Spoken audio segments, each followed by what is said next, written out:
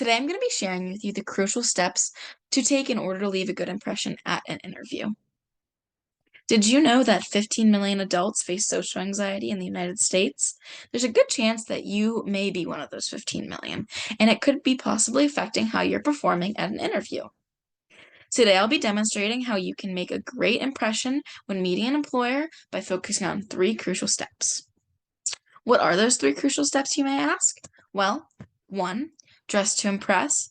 Two, body language, which is what to do and what not to do with your body during an interview. And three, preparations to take beforehand. Let's start focusing on that first one. So, step one, dress to impress. This is going to be your first step to take whenever you're trying to impress someone, especially an employer. You want to make sure you look good. So, for an interview, you want to dress professionally. So you can do this by just a regular old dress or a skirt or dress pants and a suit or a tux if you would like, if you're very fancy, or regular just dress pants and a t-shirt with a nice t-shirt. Also, you can dress professionally by researching the company's dress code. You can do this by just a quick Google search, and it should come up with like colors they like or things they want you to wear, like tank tops, or things they don't want you to wear, like again, tank tops. And you can use that as a guide on what to wear. The second thing is make sure they're fresh clothes. You want to make sure that these clothes are cleaned and they smell nice. You want to make sure that they're ironed or steamed just to add that little extra touch of professionalism. And lastly, you want to make sure you're comfortable because whenever you're comfortable, it makes you appear confident. And I mean, it kind of makes sense. If you're not comfortable, you're not going to be putting yourself out there and different things like that. Now, on to the second step. Now that you have picked out the perfect outfit, let's talk about how you can prepare yourself with body language for this interview, which leads me to step two, body language. Using certain cues, you can show your employer that you are determined and a professional person in general. So, what are these different cues? I have smile and positive attitude as my first one. By smiling and having a positive attitude, especially whenever you first see this person and throughout this entire interview, you are showing them that your employer, that you're a positive person and that they would want you working for them because you are so positive and you're happy and you're a good employee. Second is firm handshake. I'm sure you've heard this 100 times, but a firm handshake shows that you are a confident person and you really want to convey that to your employer whenever you're first meeting them. The third one I'm talking about today is eye contact.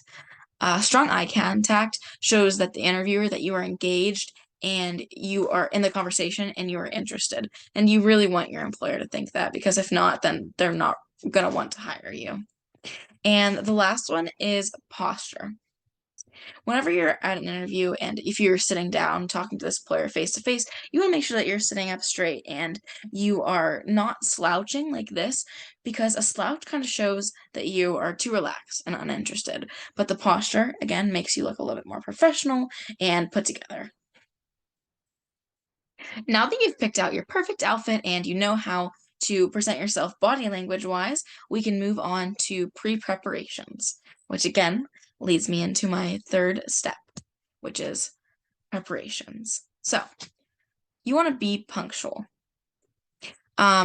Make sure you know the time of your interview and make sure you arrive early. I say a good arrival time is about 10 to 15 minutes early, earlier than the scheduled meeting. This shows eagerness and punctuality, and your employer really does want that. They want someone who will show up on time and not be late. The second step for preparations you can take is research. You can research the type of company you're going to be going to work for.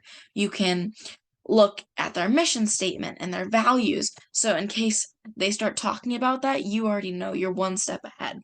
As well as you can research the interview questions that you're going to be asked. A lot of companies will put out their research questions and you can just search them up again on the internet and you're a little bit more prepared in how you're going to answer, which makes you look better as a result.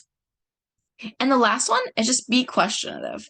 Your employer or future employer is bound at the end to ask you, do you have any questions for me?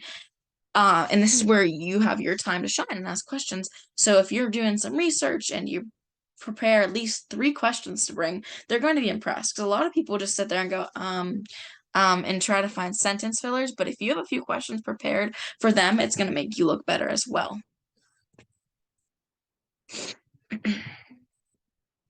So, even though there are 15 million adults in the United States that show social anxiety, I'm hoping that these steps can help you to be a little bit less anxious during your next interview and get that job.